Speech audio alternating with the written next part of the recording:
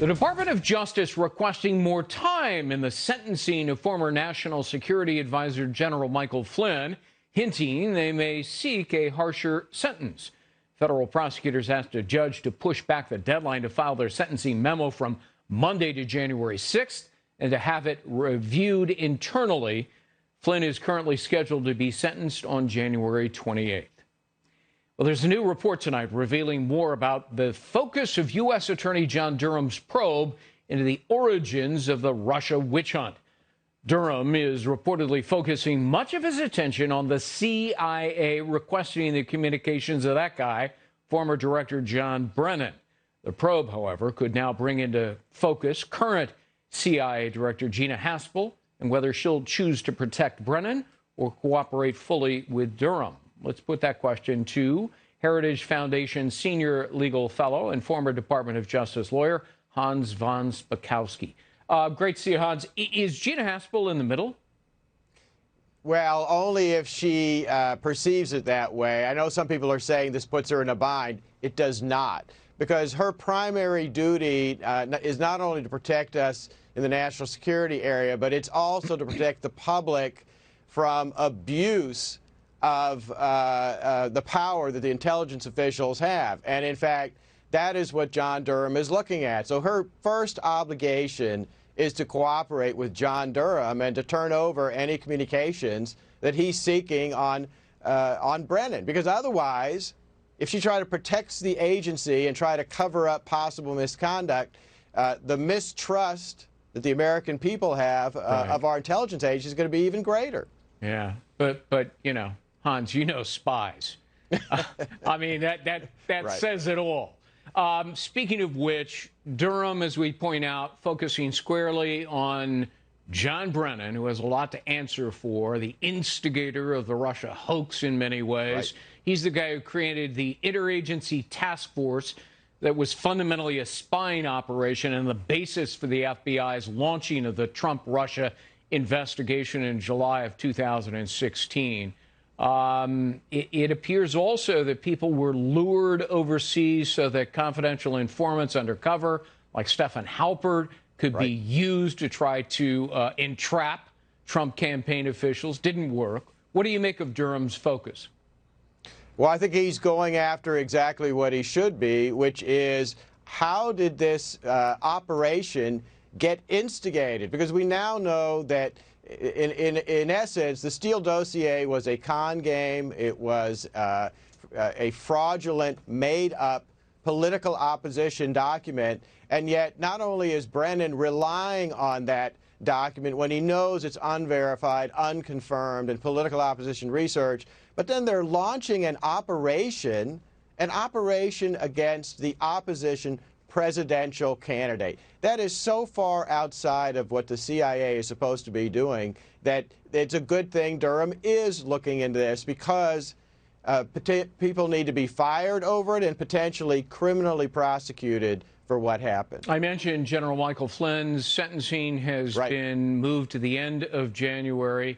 It's pretty clear that he pled guilty to lying under pressure and threats by Robert Mueller's team of partisans. I want to put up on the screen, this is the FBI's report of the interview of Flynn. Throughout the interview, Flynn had a very sure demeanor, did not give any indicators of deception, struck and redacted FBI agent. We know it's Joe Pientka. Both had the impression at the time that Flynn was not lying and did not think he was lying. How is it possible that Mueller could charge Flynn with lying when the only two FBI agents to interview Flynn said he didn't lie? Well, I have to tell you, I don't understand this, and it's very interesting to me. Look, up until now, Justice has been pushing to get this sentencing done as soon as possible. Now, all of a sudden, they want it delayed. I would hope that's an indication that they finally understand that the abuse, the FBI abuse, that the DOJ IG uncovered may have affected this case. Plus, as you know, there is an outstanding motion by Flynn's lawyers asking the Justice Department to turn over Brady material. That's potentially exculpatory material, which they have not yet done. And the judge hasn't ruled on that yet. It would be premature at this point to have a sentencing without all of that information and evidence being released. You know, much of the Trump-Russia investigation, which turned out to be a hoax, was based on the Christopher Steele phony dossier recently debunked by the Inspector General. Eric Wemple, who's the media critic at The Washington Post, penned a column absolutely slamming MSNBC's Rachel Maddow for inflating the value of the dossier as true. He said she engaged in, quote, a pattern of misleading and dishonest asymmetry. He said she was rooting for the document to be true, and of course it wasn't.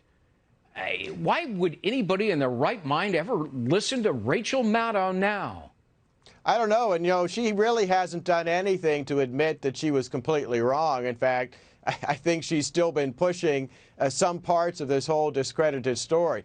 Look, it was nice to see the Washington Post going after Maddow, but in some ways that was like the pot calling the kettle black, because the Washington Post itself did all kinds of false reports based on the Steele dossier, and they also, I don't think, have really apologized for the misleading stories they printed about all of this. And it wasn't just Rachel Maddow. There were others. Let's take a look at this.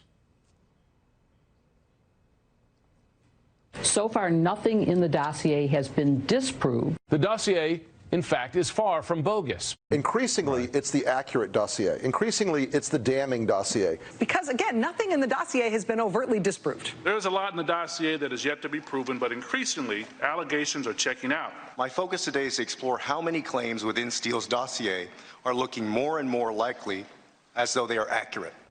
So we now know the FBI actually found 3 years ago the subsource who fed it all to Christopher Steele, and the guy said, "Are you kidding me?" I mean, this is exaggerated, embellished, made up. Right. Some of it was said in jest, some joke. What's your reaction to all of that? All of those people in the media claiming and telling the American people that the dossier is true?